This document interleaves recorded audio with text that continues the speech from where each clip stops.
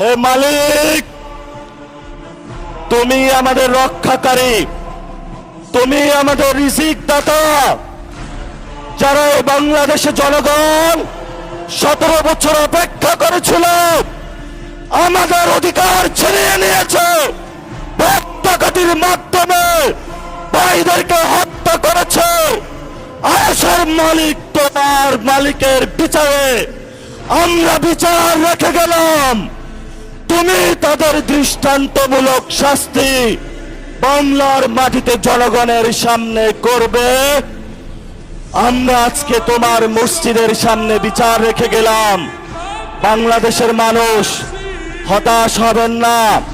লা তাহজান, ইন্নাল্লাহা মানা। আল্লাহ আমাদের সাথে আছেন, শক্তিমান, ভয় নাই। জয় করব আমরা ইনশাআল্লাহ দ্বিগুণ হয়ে পার্লামেন্টে।